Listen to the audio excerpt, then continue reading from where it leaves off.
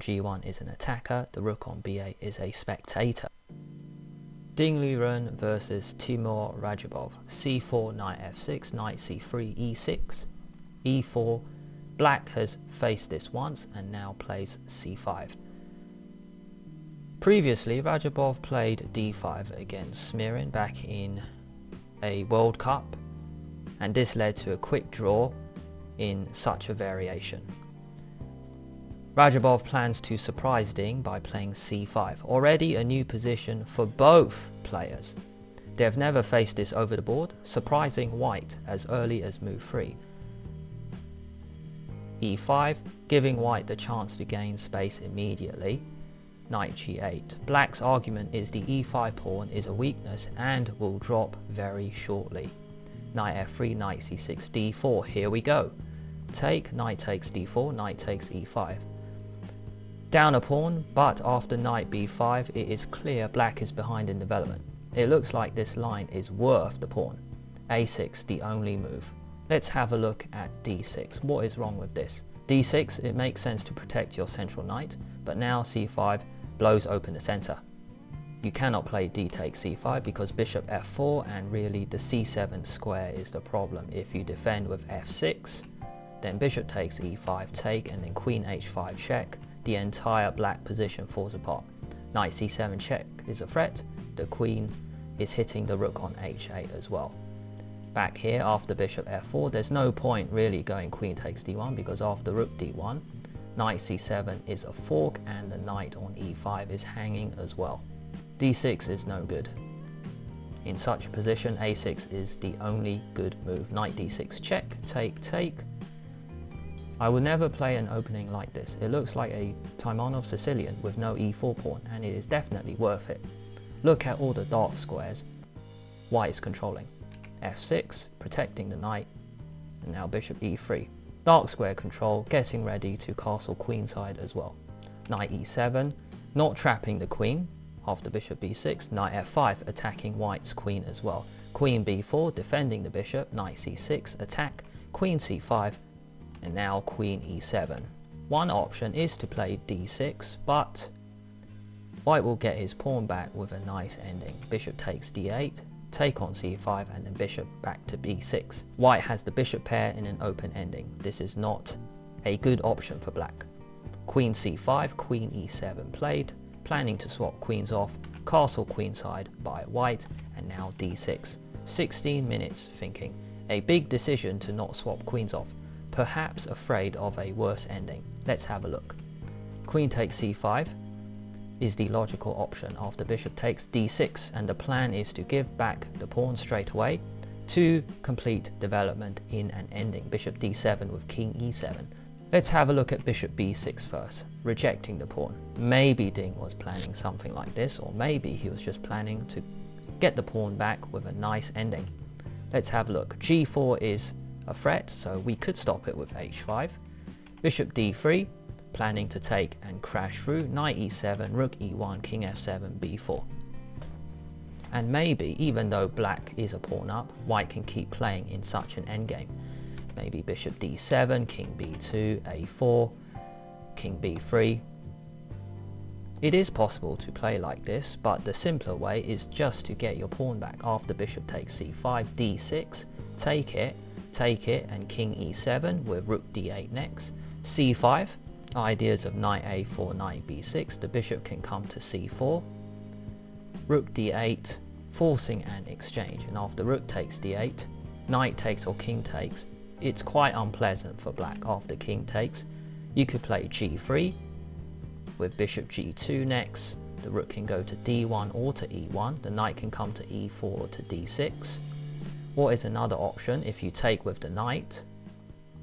Perhaps it gives white another option. Bishop can come to c4, rook to e1, knight can come to e4 as well, to d6, knight can come to a4 to b6. It's quite unpleasant to play with the black pieces. Knight c6, if rook e1, knight e5, bishop e2, f4 is next, kicking it away. If g5, the ending continues. But white is a bit better. Knight e4, knight b6. Perhaps black feared such an ending.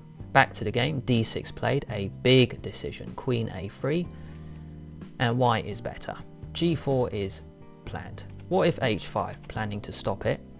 This is a horrible move because after bishop d3 there are too many weaknesses. Bishop takes f5 is next, queen takes d6 is the threat afterwards.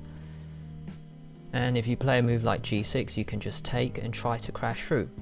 If you castle, then take, it looks like the position is just crumbling. Take, knight d5, you don't even have to take on d6, knight d5, queen e4, and what are we saying? b3, and white is in charge. Queen takes d6 is possible. Either rook can go to e1.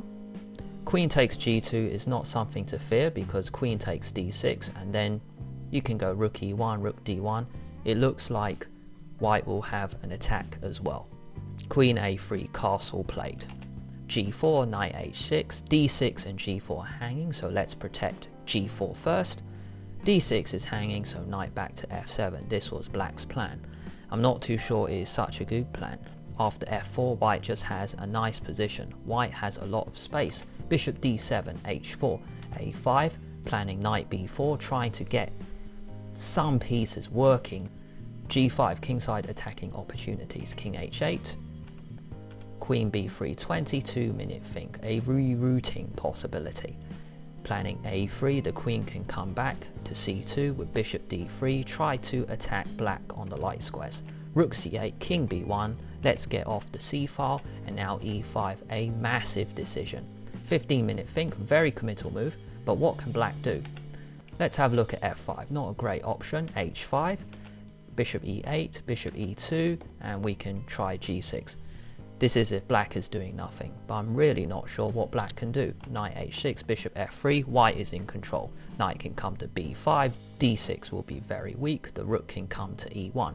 Now instead of f5, another possibility would be, let's say f takes g5. Doesn't look right, you're opening the g file, but after e5, instead of the f6 pawn here, this looks very similar to the game. Let's have a look. Knight d5, bishop f5 check, tuck the king away, queen e6. No need to go knight c7, losing control. Bishop g2, a4, queen c3. White is slightly better. King b1, e5, very similar to the variation we have just gone through.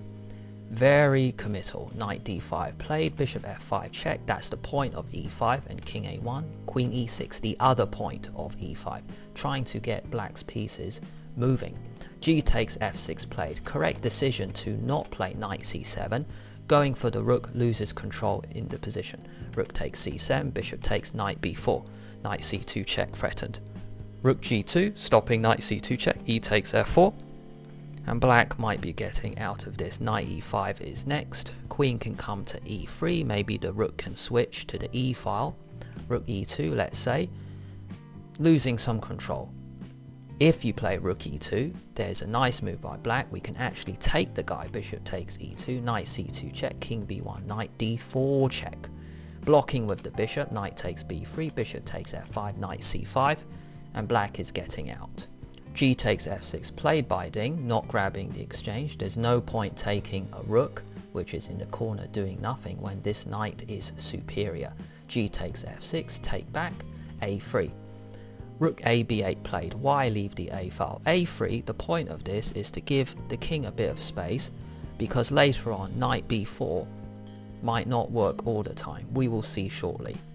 Notice rook b8 played, but knight b4 let's consider. You cannot take at the moment, but there's a really nice move here, which is to get the white queen out the way, or else there might be a threat of perpetual going knight c2 and then knight back to b4. Queen f3 is the brilliant move, planning queen g2 with threats of your own, but also king a2, king b3, a way to escape the perpetual checks. A good move here might be knight takes d5. Let's have a look why knight c2 check is pointless. King a2, and the point is knight b4 check. This perpetual no longer works because take, the king can go to b3. After queen f3, let's get rid of the really strong knight on d5. Knight takes d5, take, queen e7, queen h5, attacking the bishop. If queen d7, there's a really cool move here, bishop b5. If you play bishop g6, queen takes g6, just wins everything. The point is, after bishop b5, if you take, then you can play queen takes f5. and we're coming in on the black square and it'll be mate very soon. Queen h5, queen d7. Another possibility is to just move the bishop. You can attack it with rook d2, and if bishop back to e4, well, this bishop now has a new possibility. Not here, but over here. Bishop h3 played, and the rook covers c1. Rook g8. No need to swap rooks off the g file. The rook can go to c1 with ideas. Rook to c7, the bishop can come into e6. White has a dominating position.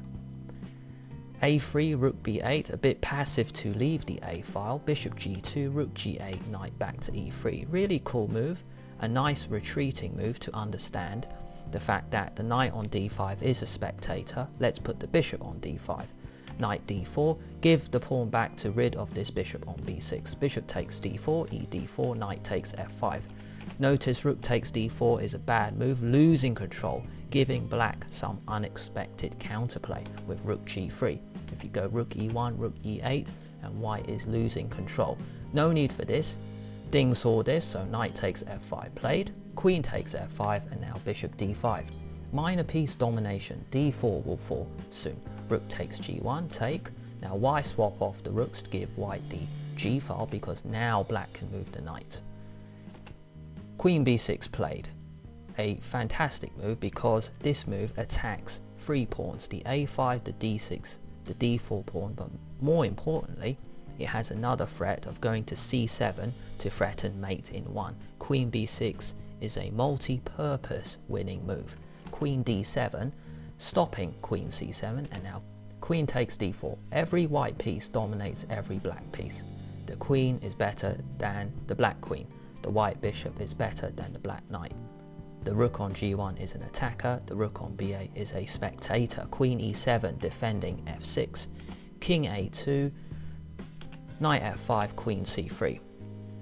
Was king a2 that necessary? No.